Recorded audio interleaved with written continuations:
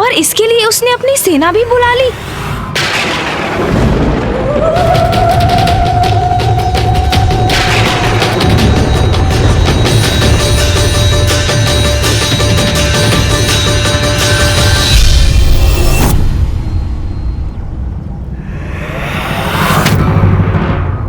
बहुत बहुत धन्यवाद इस मार्गदर्शन के लिए देवी।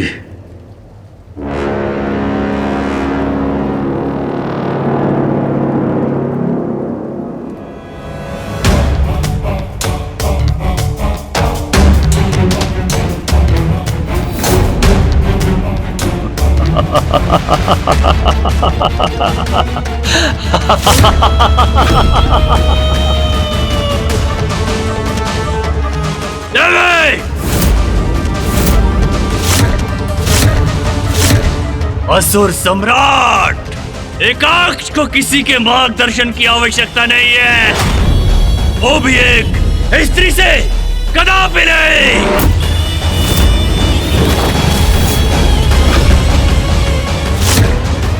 माता ने जो इसे अवसर दिया है उसे भी गवा रहा है ये दुष्ट। मार्गदर्शन तो अब मैं कराऊंगा तुम्हें, मैं।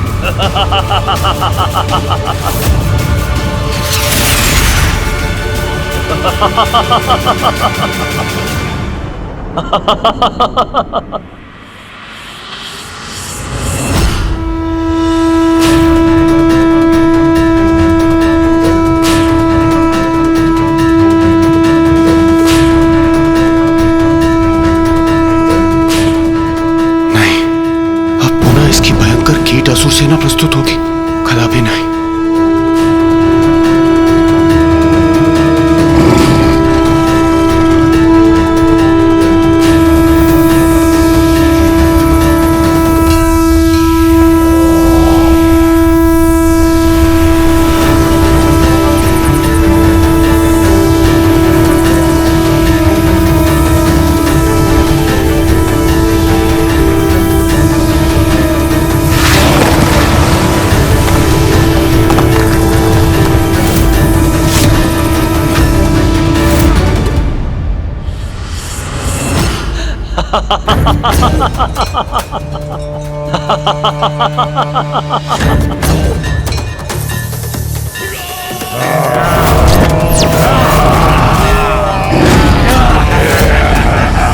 क्या हुआ देवी?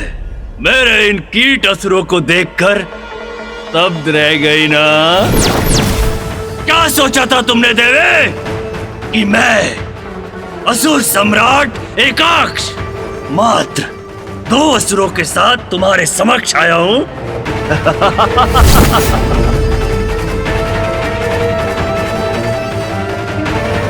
देखो देखो, मेरी संपूर्ण सेना है मेरे साथ, संपूर्ण सेना।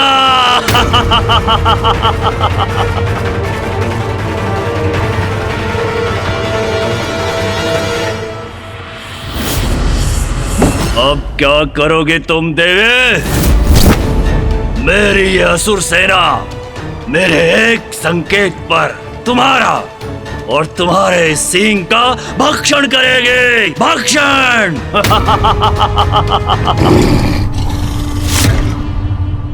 कहो देवी, क्या करूं अब मैं? तुम्हें प्रवचन सुनाऊं? जहां से भी आई हो वापस लौट जाओ। मैं तुम्हें तुम्हारी भूल सुधारने का अवसर देता हूं। जाओ, अथवा यही अंत कर दूंगा तुम्हारा, यही। बोलो बोलो देवी, क्या चाहती हो तुम? बोलो।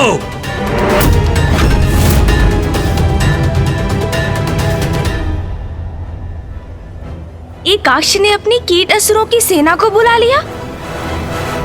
एकाक्ष ने अपनी सेना बुलाई तो मैंने अपनी 64 योगिनियों को प्रस्तुत किया।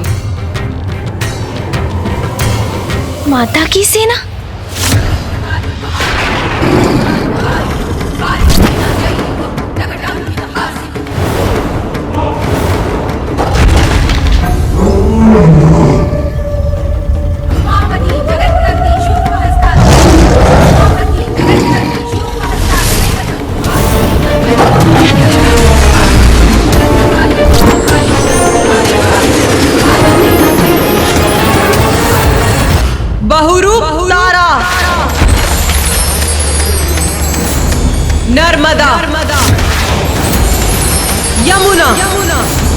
शांति।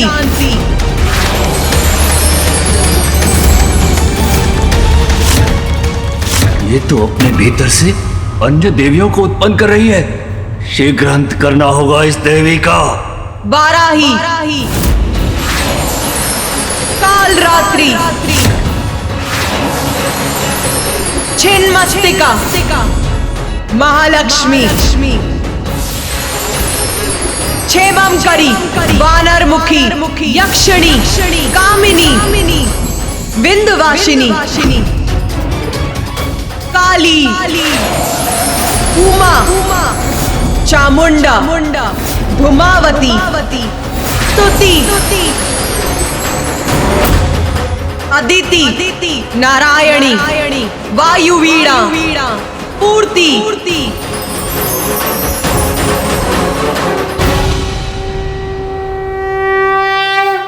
माता ने अपनी 64 योगिनियों का आवाहन किया, जो अपने विकराल रूप में यहाँ उपस्थित है।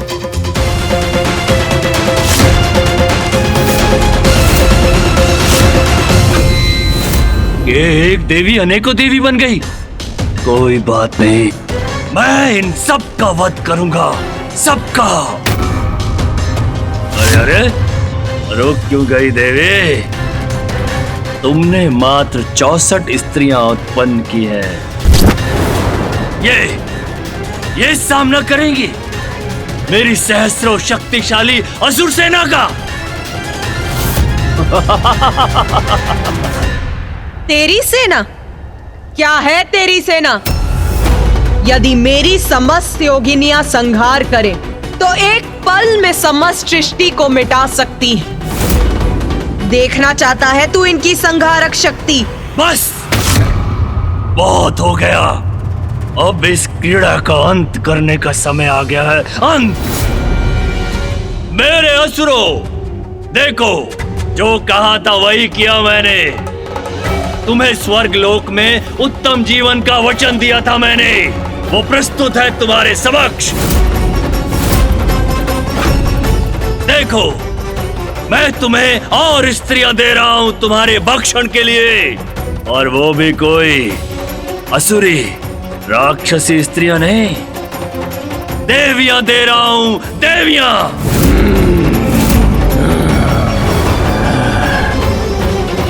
आरंभ करो, अपना भोज आरंभ करो,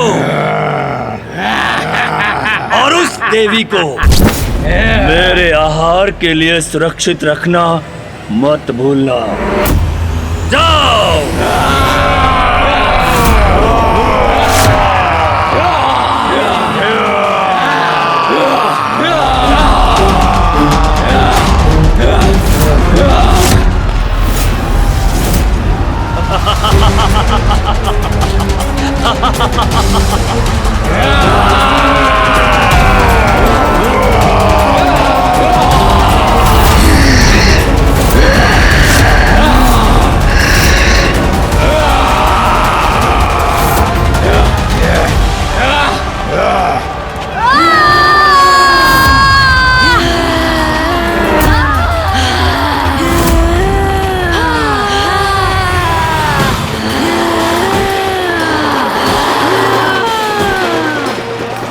ये देवियां इतनी विशालकाय कैसे हो गई?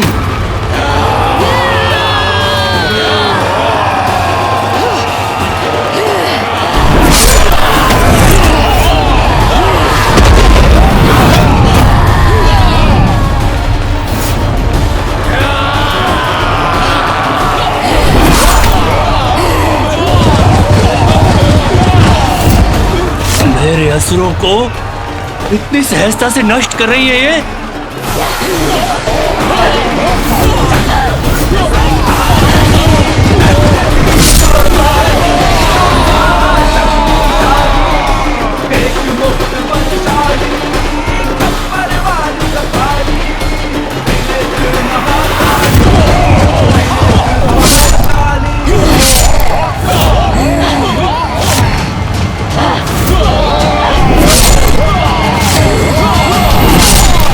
ये क्या हो रहा है?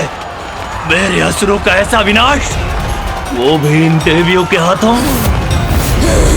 ये संभव नहीं है, संभव नहीं है ये।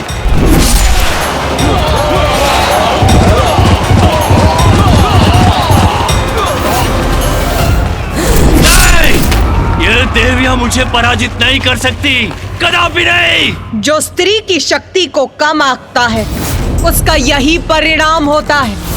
हमारी दुर्बलता है ये राक्षसियां, भूल जाएंगी आदिशक्ति की भक्ति करना।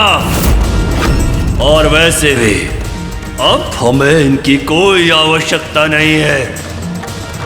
तेरा भी इतना ही भयंकर अंत होगा दुष्ट असुर। नहीं, कदापि नहीं। इन देवियों की स्रोत तुम, मैं तुम्हारा अंत करूंगा तुम्हारा।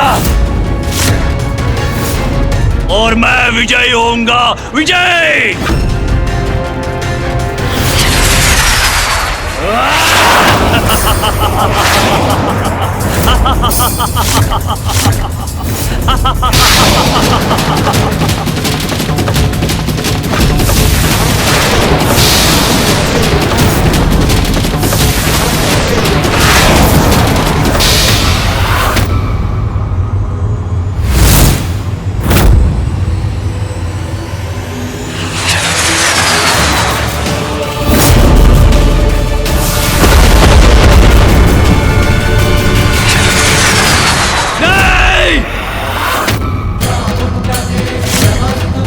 रक्तपान होगा। पापियों का रक्त ही मेरी और मेरी योगिनियों का आहार बनेगा। रक्तपान।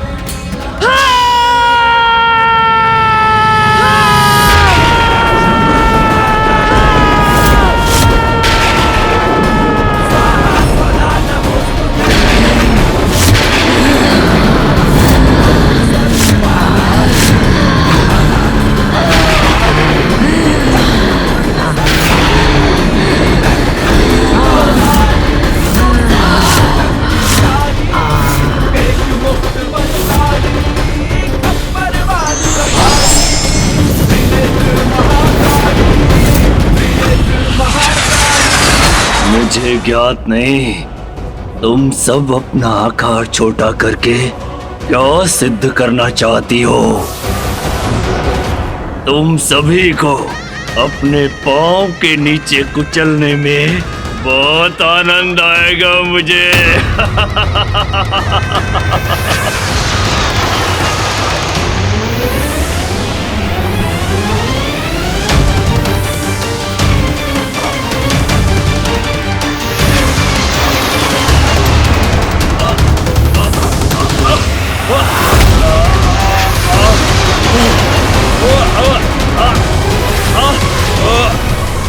छोड़ो मुझे, कहाँ लेकर जा रही हो मुझे? छोड़ो, छोड़ो, छोड़ो, मैं कहता हूँ छोड़ो मुझे।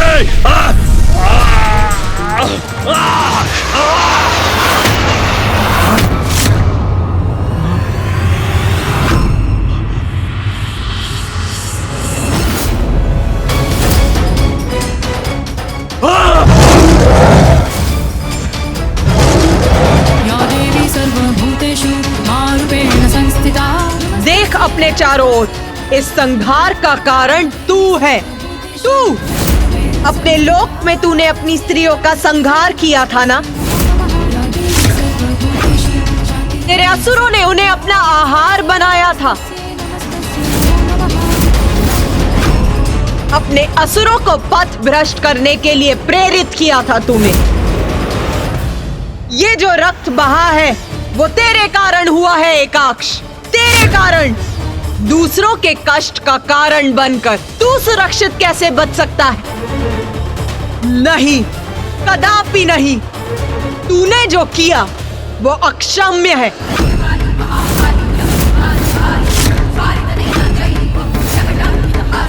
नहीं, मुझे क्षमा कर दीजिए।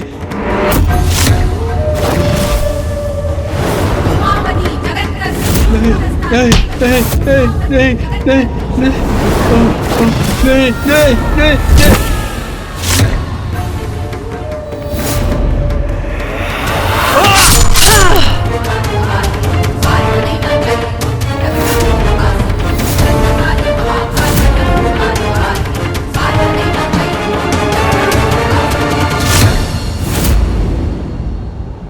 दुष्टों की दुष्टता का अंत भयानक ही होता है।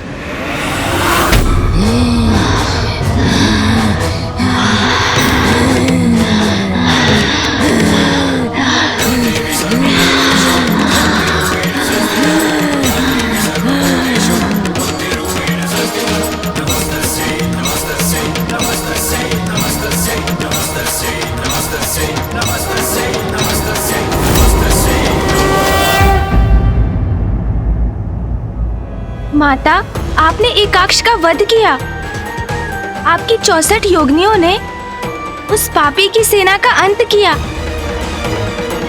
तो माता, क्या यही आपका छिन्नमस्ता स्वरूप था? प्रथम पूज्य गणेश जी, हम देवताओं ने भी ऐसा भयानक युद्ध और ऐसा संहार कभी नहीं देखा था। किंतु उसके बाद जो हुआ। क्या हुआ देवराजन? क्या हुआ था उसके बाद? अभी मेरे छिन्नमस्ता स्वरूप ने पूर्णता कहाँ प्राप्त की थी? पूर्णता अर्थात माता? रक्त की पिपासा बहुत भयंकर होती, वो कभी नहीं मिटती है। असुरों का रक्त पान करने के बाद भी मेरी योगिनियों की पिपासा अभी शांत नहीं हुई थी। वो तो और बढ़ती जा रही थी। वो मुझसे और रक्त मांग रही थी।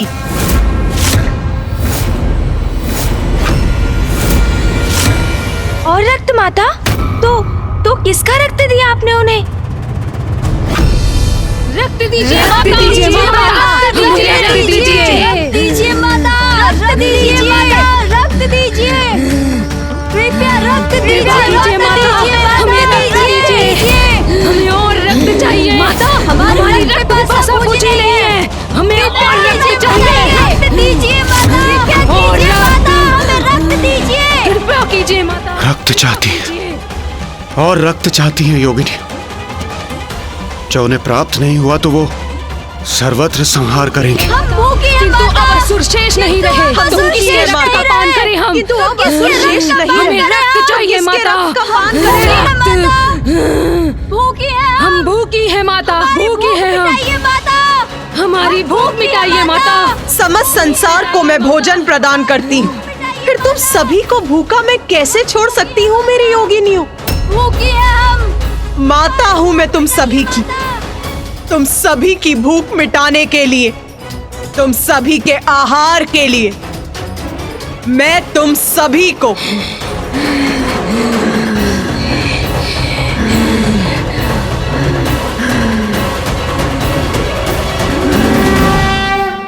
अपना रक्त दूंगी, अपना रक्त दूंगी, अपना रक्त दूंगी।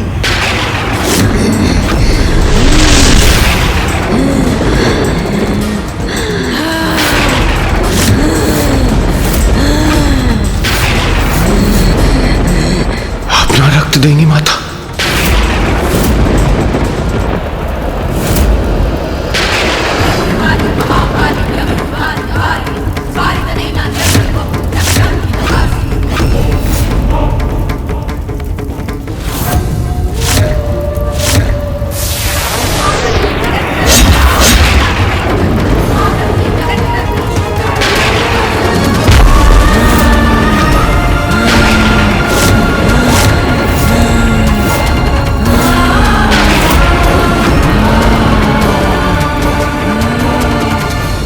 अपने ही शीश को अपने तन से विलग कर दिया।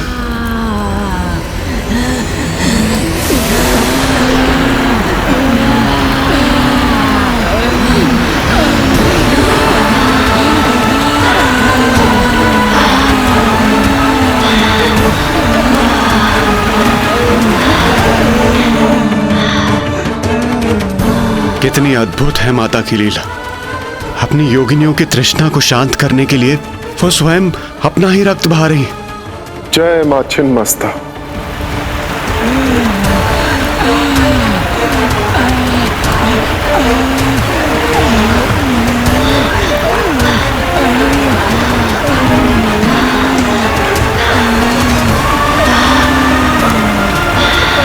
मैं ही संसार को भोजन देती और मैं ही उसका भक्षण भी करती।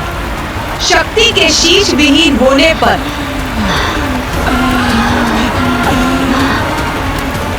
महादेव भी अपने शीश रहित कबंध रूप में प्रकट होते हैं और देवी छिन्नमस्ता के साथ कबंध रूप में रहते हैं। आप महान हैं माता, दया की सागर हैं आप। देव, असुर, मानव, जो भी निष्कपट भाव से आपकी सच्ची पूजा करता है उसे आप अपनी कृपा का आशीष देती हैं, वरदान देती हैं उसे आप। और जब कोई अपनी सीमा का उल्लंघन करता है तो उसे दंडित भी करती हैं आप। अपनी संतानों के भरण पोषण के लिए आपने अपने ही शीश को त्याग दिया माता। माँ, सृष्टि की रचयिता हैं आप, सब कुछ आपसे ही जन्मा है। आप ही सबकी पालनहार हैं। सृष्टि के संतुलन को स्थापित रखकर उसकी रक्षा भी आप ही करती हैं माता।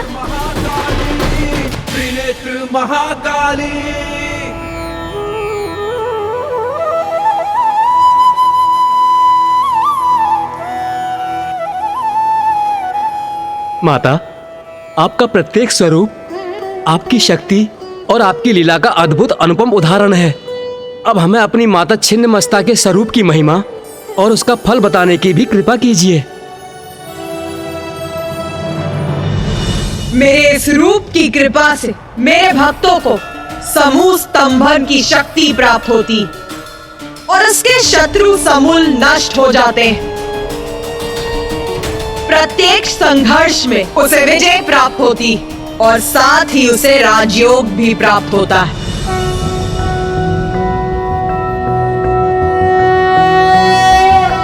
नाभौ शुद्ध सरोज वक्त्र विलसत् पान्थुक पुष्पारुणम् भास्वद भास्कर मंडलम् तदुदरे तद्योनि चक्रं महत् तन्मध्ये विपरीत मैथुन रत प्रद्युम्न सत्कामिनी पृष्ठस्थान तरुणार्क कोटि विलसत्तेजः स्वरूपां भजे।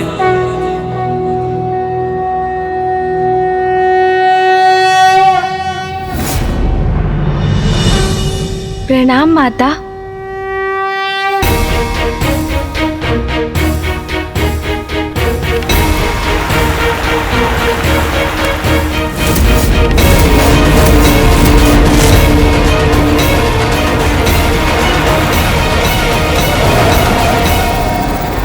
मुझे अनुमति है ना माता कि मैं अपना प्रश्न आपसे पूछ सकूं? पूछो अपना प्रश्न। माता, आपके द्वारा त्रिदेवों को प्रकट करने की जो प्रक्रिया आरंभ हुई उसमें आपने जल, पृथ्वी, सूर्य और 14 भुवनों का सृजन किया।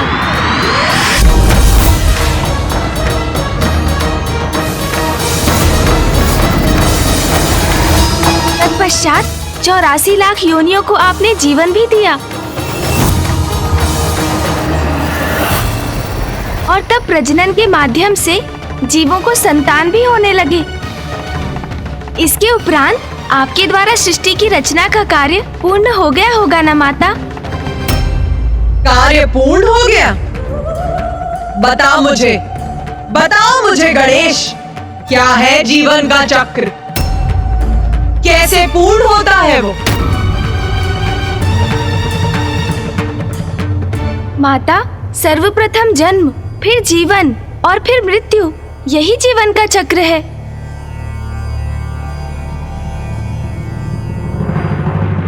उत्तम उत्तर है तुम्हारा और उसी में तुम्हारे प्रश्न का उत्तर भी निहित है।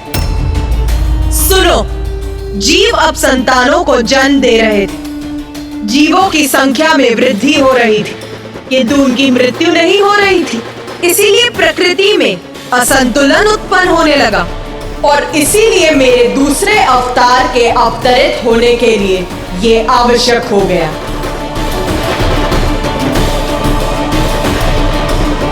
तो माता, प्रकृति के संतुलन के लिए जीवों की मृत्यु का होना भी तो आवश्यक था।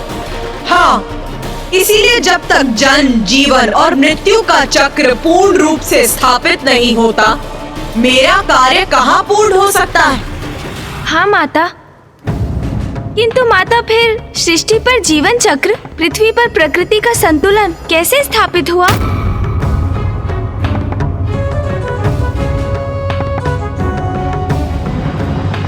यही प्रश्न देवताओं के मन में भी उत्पन्न हुआ था। इसी का उत्तर पाने वो ब्रह्मदेव के पास गए और फिर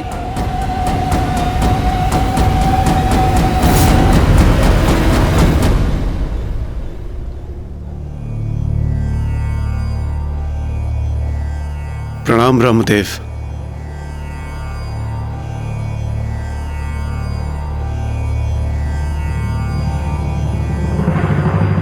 ब्रह्मदेव, पृथ्वी पर यदि इसी प्रकार जीवों का जन्म होता रहा तो उनके अंत की कोई व्यवस्था ही नहीं होगी। वहां जीवन के सभी साधन जैसे भोजन, जल, वायु सभी अपर्याप्त हो जाएंगे। सृष्टि का संतुलन बिगड़ जाएगा प्रभु। और प्रभु, यदि ऐसा हुआ तो घोर अनिष्ट होगा। कृपया करके आप ही कोई समाधान सुझाकर इस समस्या का निदान कीजिए प्रभु। देवगण, आपकी चिंता सर्वथा उचित है, किंतु इस संसार में जो कुछ भी होता है उसके पीछे कोई बड़ा कारण अवश्य होता है। जब देवी श्री महाकाली ने संसार के जीवों को प्रजनन क्षमता प्रदान की तो उन्हें भी इस परिस्थिति का पूर्वानुमान अवश्य होगा। इसका हल पाने के लिए हमें देवी श्री महाकाली की प्रार्थना कर उनसे हमारे मार्गदर्शन की गुहार लगानी चाहिए।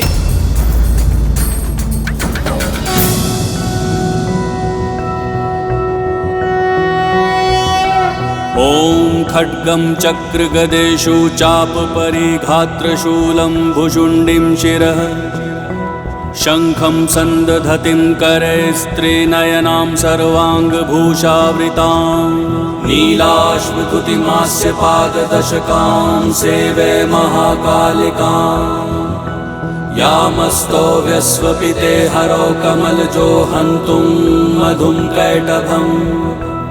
ॐ जयन्ती मङ्गलकाली भद्रकाली कपालिनी दुर्गा क्षमा शिवा धात्री स्वाहा स्वधा नमोस्तुते।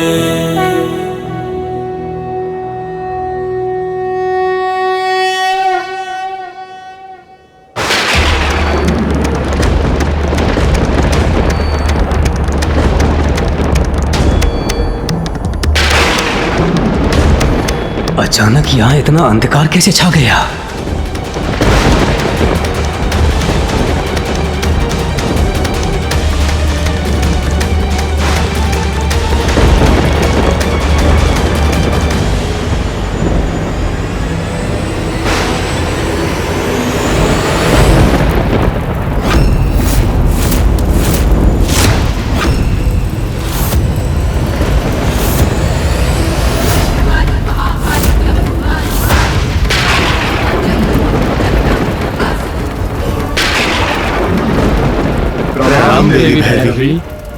प्रणाम देवी। मृत्यु मृत्यु मृत्यु मृत्यु मृत्यु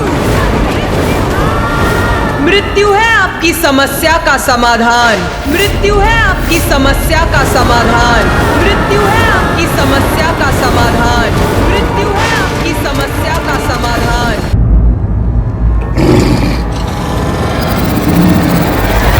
शक्तिशाली है ये देवी, मायावी है, किंतु मैं इसका वध अवश्य करूंगा, अवश्य। एकाक्ष, तू अपने लोक में ही रहता, स्वर्गलोक का लोभ नहीं करता, देवताओं को प्रताड़ित नहीं करता तो ये सब नहीं होता। अभी भी समय है, जा अपने लोक लौट जा। तेरे लोक में कोई कमी नहीं है। पृथ्वी लोक के ऋषि और मुनियों के समान, देवलोक के देवताओं के समान, असुरों में भी अपना लोक संभालने का सामर्थ्य है। तेरे पूर्वज दारुक ने भी एक बहुत बड़ा अपराध किया था, किंतु उसकी पत्नी दारुका के कारण उसे एक नवीन जीवन प्राप्त हुआ। यह है एक स्त्री की शक्ति। इसीलिए अब स्त्रियों पर अत्याचार मत कर। जा अपने लोक लौट जा और वहां जाकर अपने मस्तिष्क, अपने जीवन को तपस्या से सींच।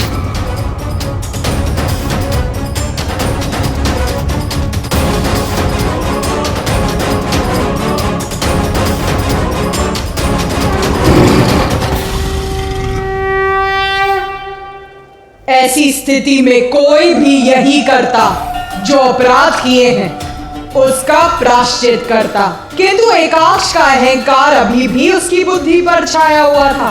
अहंकार के मद में इतना चूर था वो कि क्षमा याचना का विचार भी उसके मन में नहीं था।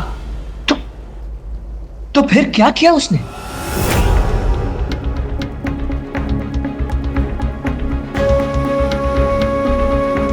एकाक्ष ने अपनी असुर सेना का आवाहन किया।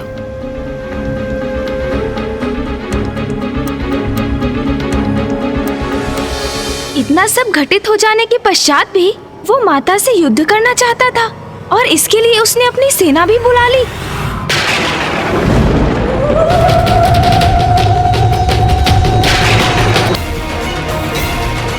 और कलयुग के अंत में मनुष्यों की आयु केवल 12 वर्ष रहेगी और लंबाई बहुत छोटी रह जाएगी। सामान्य रूप से युग के अनुसार मनुष्यों की यही आयु अवधि रहेगी, किंतु प्रत्येक मनुष्य की वास्तविक आयु उसके पूर्व जन्म के कर्मों के अनुसार उसके जन्म के समय निर्धारित होगी, जो दीर्घ भी हो सकती है और अल्प भी हो सकती है। माता, मनुष्यों की मृत्यु के बाद उनका तन मिट जाएगा, किंतु आत्मा कहाँ जाएगी? मेरे भुवनेश्वरी स्वरूप में 14 लोकों की रचना की थी मैंने।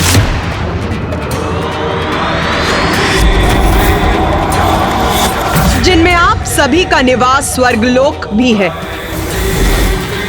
अब मैं अपने भैरवी स्वरूप में उस विशेष लोक की रचना करूंगी, जहां जीवन के उपरांत नश्वर शरीर के नष्ट हो जाने पर आत्माओं का वास होगा।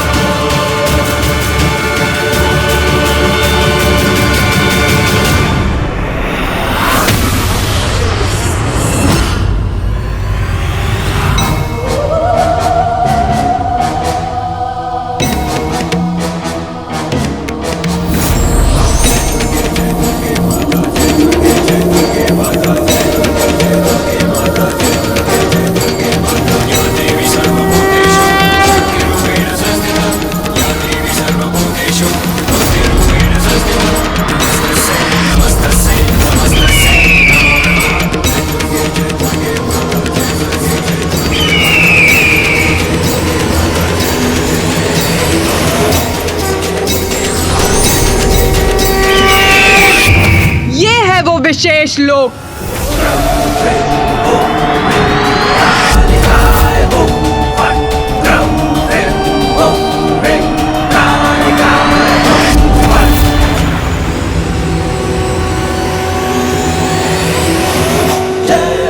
धर्म परायण और सदाचारी जीवों की आत्माओं को यहाँ स्वर्ग लोक के सुखों का अनुभव होगा, और जो दुराचारी और धर्म भ्रष्ट जीवों की आत्माएं होंगी, ये लोक उनके लिए नर्क के समान होगा।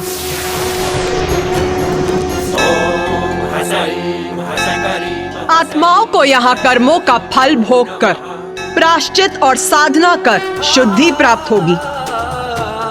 प्रत्येक मनुष्य को उसके कर्मों के अनुसार मेरे देवी भुवनेश्वरी द्वारा रचित भिन्न लोकों में जाना होगा। जो सत्कर्म कर यहाँ पहुंचेंगे, उन्हें यहाँ के बाद स्वर्ग में स्थान प्राप्त होगा, और दुष्कर्मियों की आत्माओं को निम्न लोकों में जाना होगा। किंतु जिन जीवों के लिए भक्ति ही सर्वोपरि रही, मेरी या किसी अन्य ईश्वर की, उन्हें मोक्ष की प्राप्ति होगी, और वो विष्णु लोक, ब्रह्मलोक अथवा कैलाश अर्थात दिव्य लोकों में स्थित होंगे। अद्भुत माता, जीवन और मृत्यु के चक्र को स्थापित करने हेतु प्रकृति के संतुलन को सुचारू रूप से बनाए रखने के लिए आपने अपने माता भैरवी स्वरूप में एक ऐसे लोक का निर्माण किया जहां मृत्यु के उपरांत आत्माओं का निवास हो।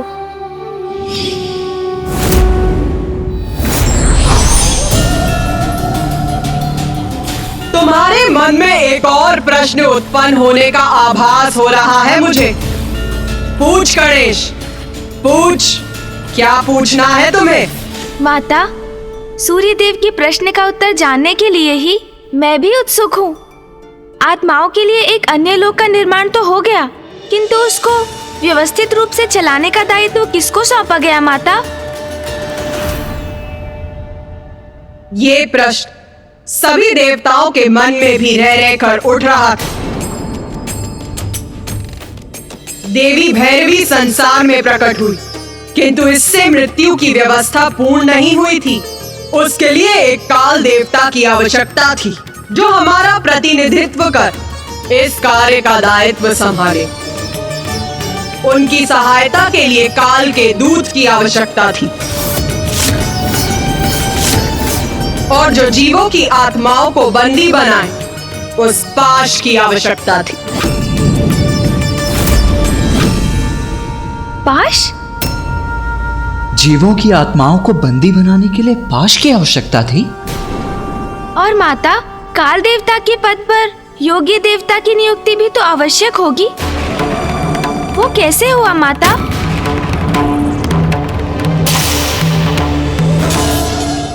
प्रश्न पूछ रहे हो तो उसका उत्तर पाने का धैर्य भी रखो। हमें क्षमा कीजिए माता।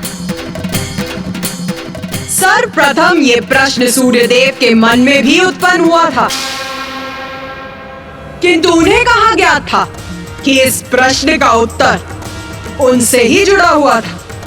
उत्तर सूर्यदेव से जुड़ा था, अर्थात माता?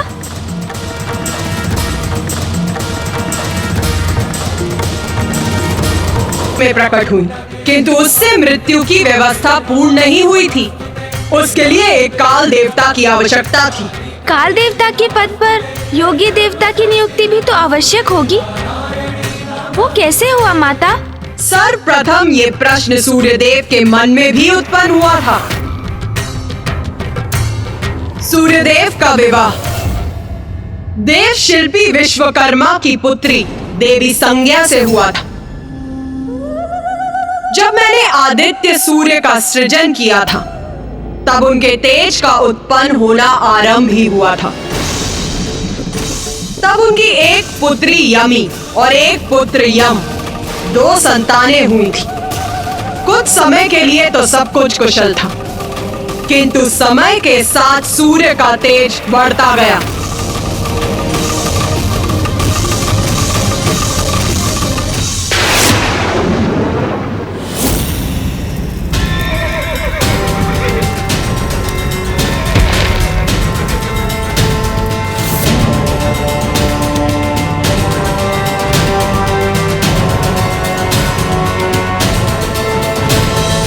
देवी संज्ञा,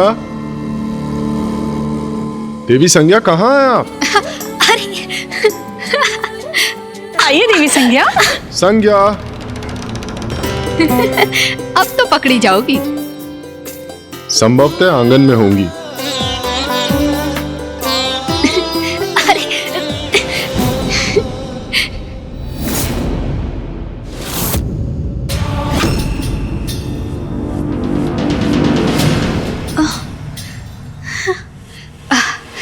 इतना प्रचंड तेज, इतना तीव्र प्रकाश, ओह!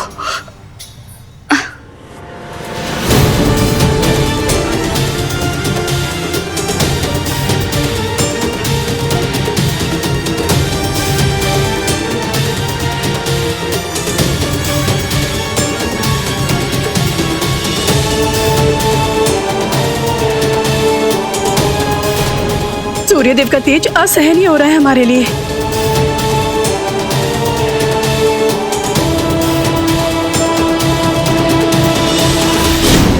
स्वामी,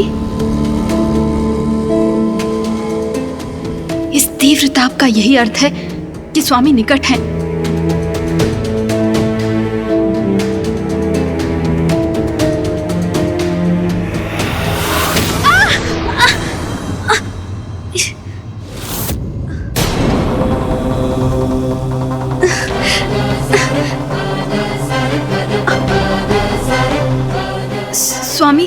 मैं वो देवी संज्ञा, क्या मुझे इतना भी अधिकार नहीं कि मैं अपनी पत्नी का स्पर्श कर सकूं?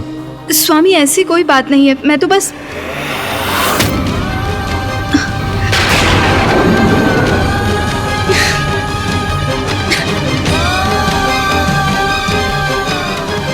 देवी संज्ञा,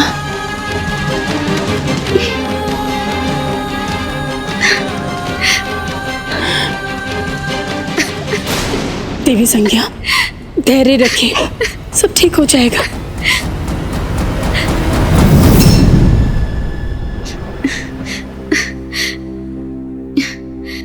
स्वामी, मुझे समझने का प्रयास कीजिए। आपके प्रचंड तेज को सहने में मुझे बहुत कठिनाई होती है। तो आप मुझसे क्या अपेक्षा करती हैं देवी संज्ञा? मैं सूर्यदेव हूं।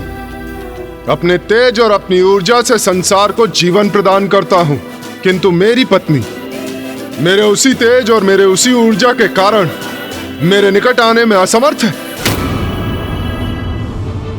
और यदि ऐसा ही है तो क्या मैं यहां से कहीं चला जाऊं, अथवा आप सदा के लिए अपने पिता के निवास लौटना चाहती हैं?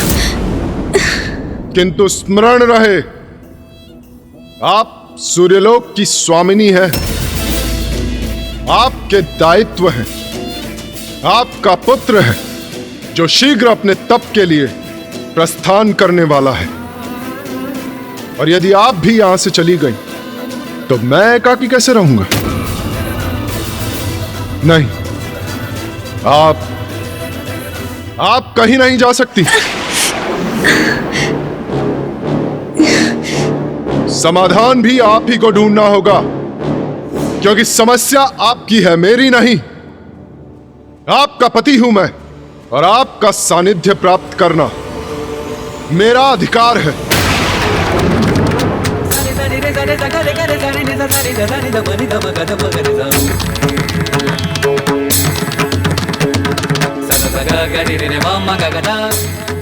माँ,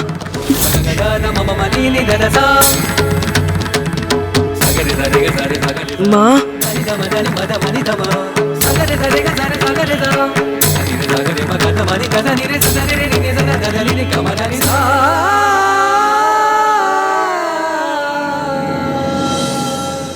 माँ, मैं आपको इस प्रकार दुखी होते हुए नहीं देख सकता, और आपको इस अवस्था में देख के तो मैं तपस्या के लिए कदापि नहीं जा सकता। माँ, पुत्र, तपस्या के लिए तुम्हारा जाना अत्यंत महत्वपूर्ण है। तुम धर्म परायण हो और तप तुम्हारा धर्म है, इसलिए तुम्हारा तप के लिए जाना उचित है। तुम मेरी चिंता त्याग दो और तुम तपस्या के लिए अवश्य जाओ। मैं यहाँ कुशल रहूंगी। उचित है माँ। प्रणाम। माँ, मैं आपका आदेश नहीं टाल सकता, इसीलिए अवश्य जाऊंगा मैं, किंतु अपना तप संपन्न कर शीघ्र ही लौटूंगा।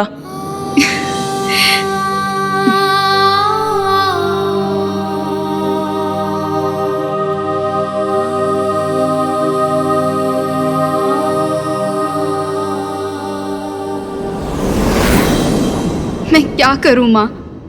जैसे जैसे स्वामी का तेज बढ़ता जा रहा है, मैं उनके निकट जाने में, यहाँ तक कि उन्हें देख पाने में भी असमर्थ हूँ। किंतु मैं अर्धांगिनी हूँ उनकी, मुझ पर अधिकार है उनका। मुझे कोई उपाय सुझाइए माता, मेरा मार्गदर्शन कीजिए। मैं करूँ तो क्या करूँ? मैं करूँ तो क्या करूँ माँ?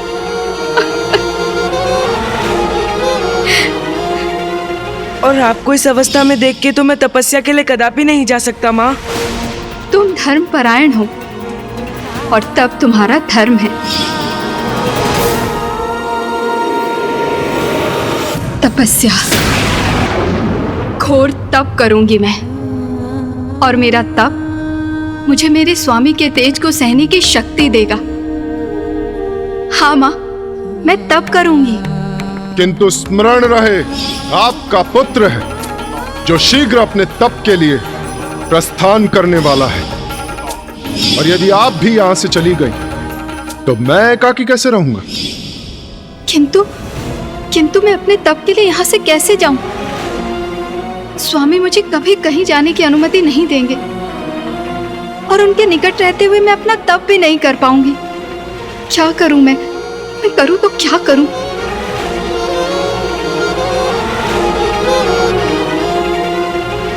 माँ, माँ, इस दुविधा से मुझे मुक्ति दिलाइए माँ।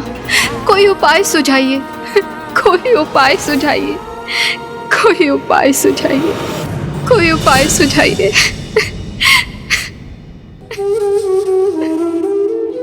कोई उपाय सुझाइए माँ, कोई उपाय सुझाइए।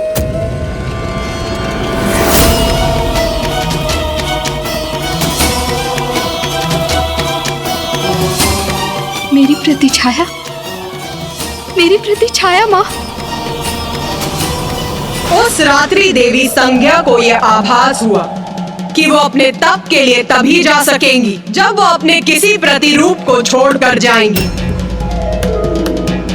और उनका प्रतिरूप उनकी प्रतिछाया के सिवाय और कौन हो सकता था?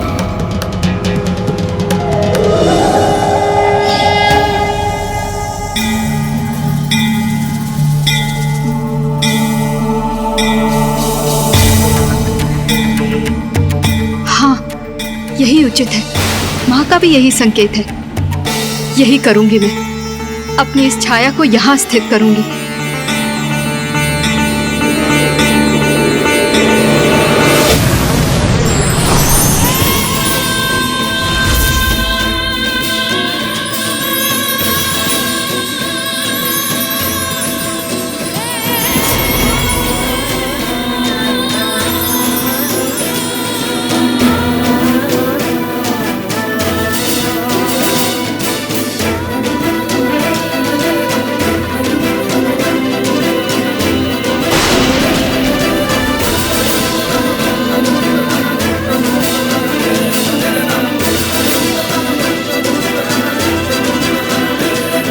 मैं देव शिल्पी विश्वकर्मा की पुत्री, सूर्यदेव की पत्नी देवी संज्ञा, तुम्हें सजीव होने का आदेश देती हूँ।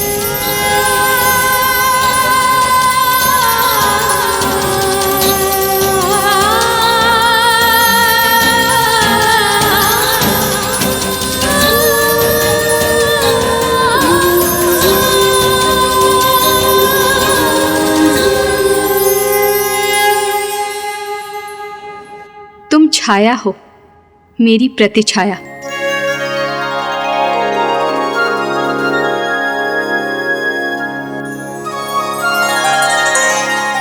और देवी संज्ञा अपनी छाया को सूर्यलोक में छोड़कर पृथ्वी पर तप करने के लिए चली गई।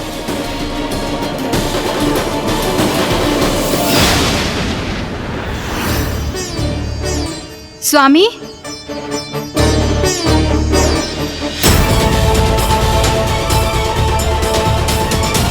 मुझे पुकारने का क्या लाभ देवी संज्ञा?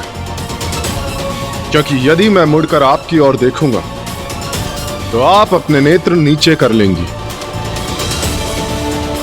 जो कहना है वहीं से कहिए, मैं सुन रहा हूं।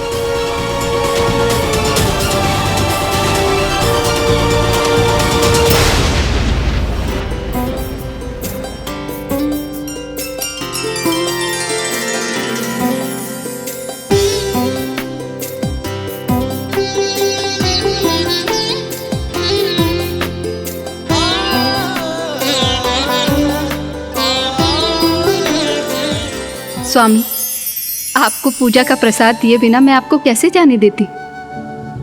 देवी संज्ञा, क्या ये सत्य है? क्या मेरा तेज आपको प्रभावित नहीं कर रहा? ये कैसे संभव किया आपने? बस स्वामी, अब और प्रश्न नहीं। आप निश्चिंत होकर अपनी यात्रा पर जाइए, क्योंकि अब सब कुछ कुशल है। उचित है देवी।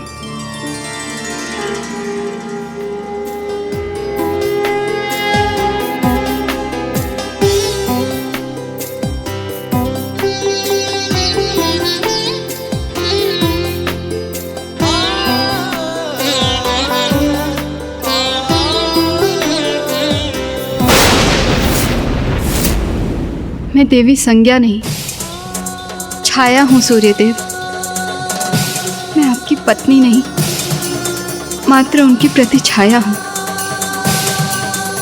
मैंने देवी संज्ञा को वचन दिया है कि मैं आपकी देखभाल करूंगी और किसी को भी ये ज्ञात नहीं होने दूंगी कि वो सहज आपका सानिध्य प्राप्त करने के लिए यहाँ से बहुत दूर तपस्या करने गई हैं।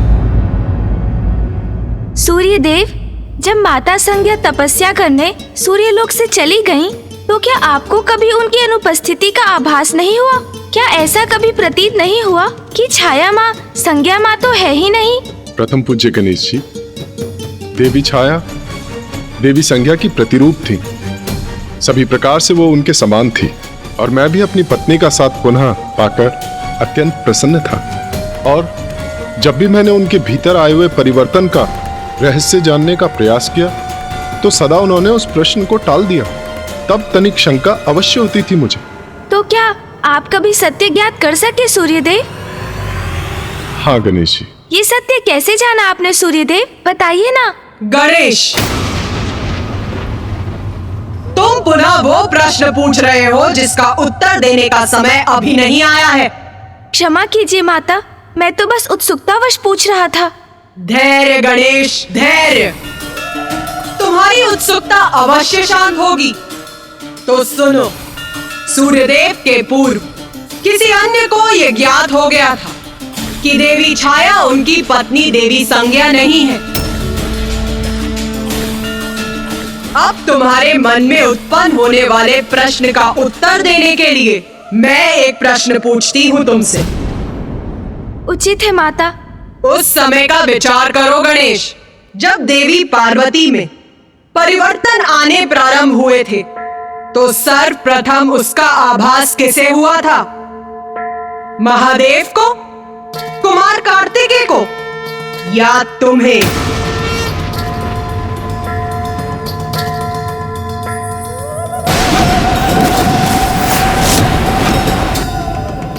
मुझे माता। ओह, मैं आपका संकेत समझ गया माता। तो सूर्यलोक में जो घटित हो रहा था उस परिवर्तन का सत्य सूर्यदेव से भी पूर्व माँ संज्ञा के पुत्र को ज्ञात हुआ।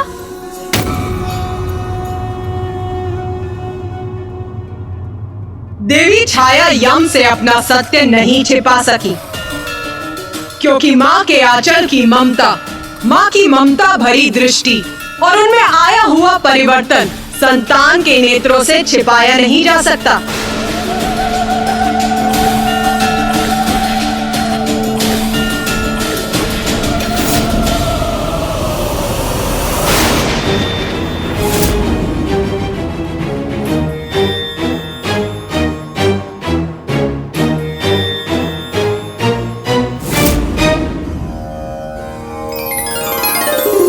समय बीतता गया। सूर्यदेव और देवी छाया का सुखमय जीवन आगे बढ़ता रहा। उन्हें एक पुत्र शनि की भी प्राप्ति हुई।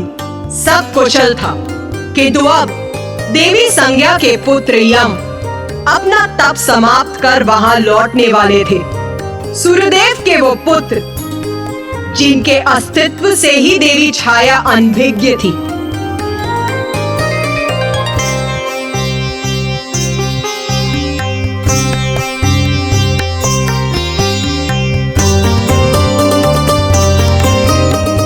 माँ कितनी आनंदित है, अर्थात यहाँ सब कुशल है। मैं माँ को चकित कर दूंगा।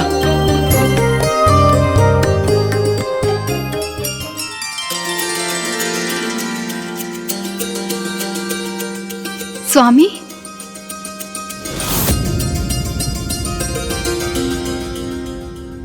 यहाँ तो कोई भी नहीं है। प्रणाम माँ। ये कौन है? यहाँ कैसे आया? क्यों आया? कौन हो तुम? और मुझे स्पर्श करने का साहस तुमने कैसे किया? माँ ने मुझे पहचाना नहीं और माँ भयभीत भी है मुझसे। स्वामी, ये जो भी है, किंतु मेरी माँ कदापि नहीं है।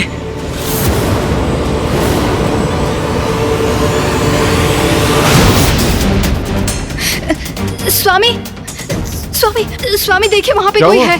वहाँ वो कोई है। कौन? वो वहाँ पे। ये अब समझा मैं। अचानक अपने पुत्र को देखकर आप फूले नहीं समा रही पुत्र। और अपनी प्रसन्नता व्यक्त करने के लिए शब्द नहीं है आपके पास, है ना? कौन है ये और यहाँ माँ के स्थान पर क्यों है?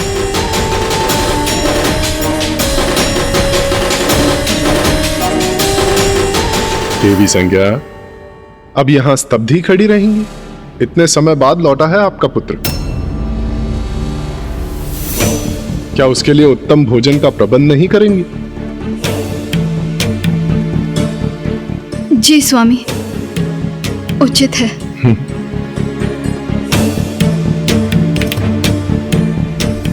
पिताश्री, ये मेरी माँ नहीं है। नहीं है पिताश्री। ये कैसा अनुचित कथन है अम्का? ये क्या दृष्टता कर रहे हो तुम? ये तुम्हारी मां नहीं है? ये कहने का क्या अर्थ है तुम्हारा? स्वामी, सूर्यदेव, आप अपने पुत्र पे क्रोध मत कीजिए। वो सत्य कह रहा है। वो सत्य कह रहा है। वो सत्य कह रहा है। मैं उसकी माँ नहीं। मैं देवी संज्ञा नहीं। मैं छाया हूँ, आपकी पत्नी देवी संज्ञा की प्रतिछाया। आपकी पत्नी देवी संज्ञा की प्रतिछाया। आपकी पत्नी देवी संज्ञा की प्रतिछाया।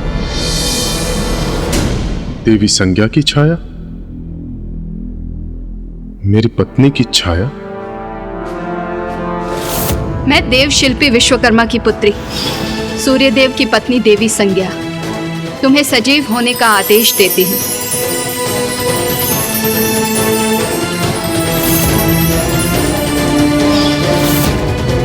तो अंततः इस प्रकार सूर्यदेव को सत्य ज्ञात हो ही गया। हाँ, देवी छाया ने अपना सत्य विस्तार से सूर्यदेव को बताया और उन्हें आभास हो गया कि अपने अत्यधिक तेज के कारण वो अपनी पत्नी देवी संज्ञा का सानिध्य प्राप्त नहीं कर सकते। इसीलिए इस समस्या का निदान पाने के लिए वो अपनी पत्नी देवी संज्ञा के पिता देव शिल्पी विश्वकर्मा के पास गए।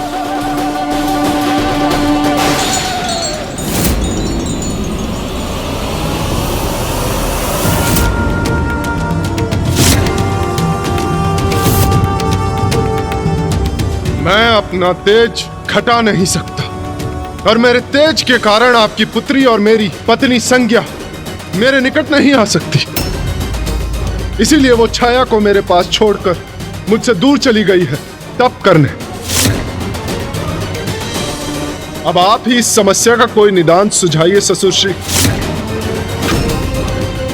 बताइए मुझे कि मैं क्या करूं? मैं क्या करूं?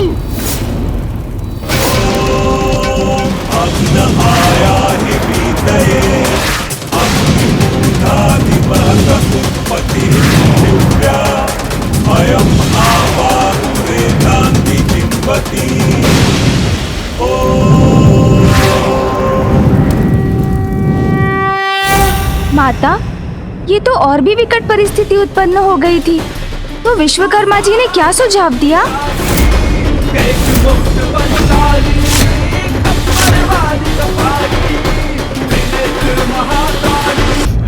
पृथ्वी पर यदि इसी प्रकार जीवों का जन्म होता रहा तो उनके अंत की कोई व्यवस्था ही नहीं होगी। सृष्टि का संतुलन बिगड़ जाएगा प्रभु। और प्रभु, यदि ऐसा हुआ तो घोर अनिष्ट होगा। कृपया करके आप ही कोई समाधान सुझाकर इस समस्या का निदान कीजिए प्रभु।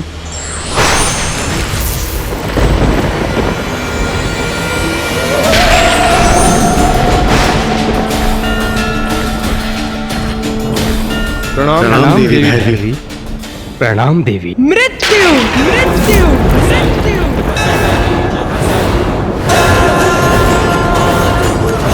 मृत्यु है आपकी समस्या का समाधान। आयु समाप्ति पर होने वाली स्वाभाविक मृत्यु। किंतु अभी मेरे द्वारा जीवों की आयु और मृत्यु का विधान निहित होना शेष है, और अपने भैरवी स्वरूप में मैं वही करने आई हूँ।